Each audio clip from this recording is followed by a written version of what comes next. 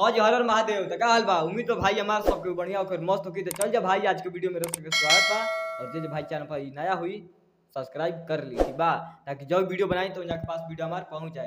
हाँ तो देखो विनोद, बात इसन बा कि आज फिर से अपना सरकार के ऊपर वीडियो बना के ले ली, ठीक बा। आई बताओ, हम तो नए नया गाना सुनते हैं खेसारी भैया के, तो हमको बहुत अच्छा लगता है, ठीक है। हाँ, लेकिन आज चौंकने वाला ये बात है कि पावर स्टार के बाबू रे पावर खत्म। हाँ, सच्चाई बात ये बा कि पावर स्टार के पावर खत्म हो गइल और ट्रेंडिंग स्टार के लहर फिर से आ गइल बा। फिर से का मतलब, हाँ, रहते रहेला हर देश एनी टाइम 12 महीना। हाँ हाँ, तो देखो विनोद, बात इसन बा कि अपने सरकार के मतलब के साल भर 2 साल, हाँ 3 साल पहले गाना आई रहे पुराना, ठीक बा।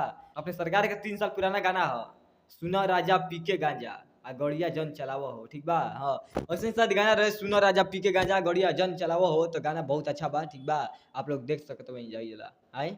बताओ, अब ये जो भाई सुन ले नहीं के प्यार से बात दी जाके यूट्यूब पर, ठीक बा। लेकिन चौंकने वाला बात तो ये है विनोद कि 3 साल पुराना गाना आई हाँ 2024 में। बताओ तुम लोग, 2024 में ट्रेंड कर रहा है गाना सरकार के आए। हाँ तो 2024 में मतलब इतना ट्रेंड कर रहा है 16 नंबर पर। बताओ 3 साल पुराना गाना। हाँ, अब तुम लोग यहीं से दिमाग लगा लो। तुम लोग बोलते हो ना, अरे क्या रे बाबू, क्या नाम है उसका रे, हाँ अरे भूल रहा। हाँ हाँ बाबू, तुम लोग जाकर देख सकते हो अभी यूट्यूब पर, ठीक है, कि अपनी सरकार की कितना लहर है और कितना कितना कितना है। हाँ, यही बात बताने के लिए आए हैं तुम्हारे लिए कि जाओ तुम लोग देख लो, खुद ही स्वयं ही देख लो कि सरकार के मतलब ट्रेंडिंग में गाना है कि नहीं। तुम लोग अपना भी सरकार का देख लो।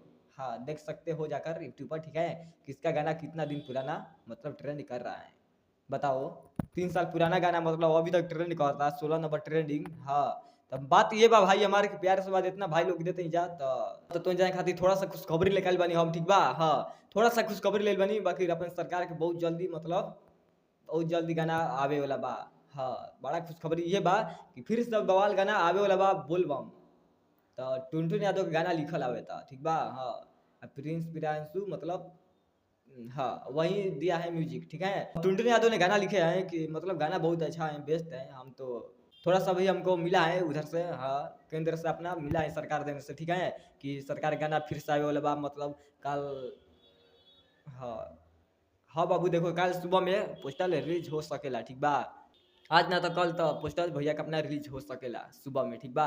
और शाम में टीजर, अब सुबह में वही गाना आ जाएगा फिर से। हाँ, तो हम वही दिमाग लगा कर रखते हैं, ठीक है। हाँ, दिमाग लगा कर रखते हैं। हमारे सूत्र से पता चल रहा है कि अपने सरकार के बहुत ब्लास्ट गाना आने वाला है, बोल बम। हाँ, तो देखो भड़कना मत तुम लोग, ठीक है। आए, भड़केगा तो बहुत काम जो उगा जाएगा, हम यहीं से बोल दे रहे हैं। हाँ, अपने सरकार के बहुत खुशखबरी बड़ा है यही कि सरकार के बहुत जल्दी बोलबम सॉन्ग आने वाला है।